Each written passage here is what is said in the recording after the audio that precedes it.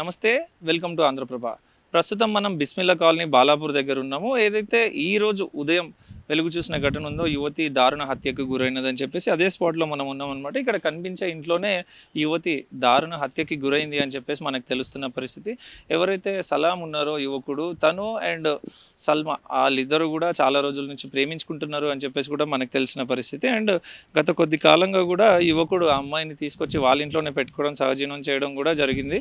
And ఆ అమ్మాయి కూడా ఇంకెంతకాలం మనం ఇలాగే ప్రేమికుల్లాగా ఉంటాం, పెళ్లి చేసుకో అని అడిగి తనని ప్రెజర్ చేయడం వల్ల తను కోపోద్రిక్తుడయ్యి తనని హతమార్చి గోనె సంచిలో కట్టి బయటకు తీసుకెళ్ళి పడేసే ప్రయత్నం చేశాడు. అండ్ అక్కడి నుంచి తీసుకెళ్లే పరిస్థితి లేక తను ఆ డెడ్ బాడీని అక్కడే వదిలేసి పరారయ్యాడు అని చెప్పేసి కూడా మనకు తెలుస్తున్న పరిస్థితి. బట్ ఏదేమైనా కానీ ఆ యువకుడు ఎవరైతే ఉన్నారో ఆ యువకుడిని ఇక్కడ ఉన్న వాళ్ళ కన్న తల్లిదండ్రులు కాకున్నా కానీ ఆ యువకుడిని తీసుకొచ్చి ఇక్కడ పెంచుకున్నారు అని చెప్పేసి కూడా తెలుస్తున్న పరిస్థితి.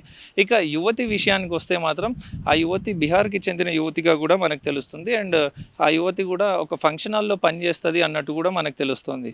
అండ్ ఆ ఫంక్షన్ హాల్లో పనిచేసే సందర్భంలోనే తనతో పరిచయం అయ్యి ఆ పరిచయం ప్రేమగా ఏర్పడింది అని కూడా మనకు తెలుస్తుంది పరిస్థితి. బట్ ఏదేమైనా కానీ హంతకుడు మాత్రం పరారీలో ఉన్నాడు అని చెప్పేసి కూడా తెలుస్తోంది. బట్ చూడాలి కేసు ఎంతవరకు ఛేదిస్తారు పోలీసులు అనేది. బట్ ప్రస్తుతం ఆ యువతి డెడ్ బాడీ మాత్రం పోస్ట్ మార్టం నిమిత్తం హాస్పిటల్కి తరలించారని చెప్పేసి కూడా తెలుస్తుంది. పోలీసులు మాత్రం కేసు నమోదు చేసుకొని హంతకుడి కోసం గాలింపు చర్యలు చేపట్టారు.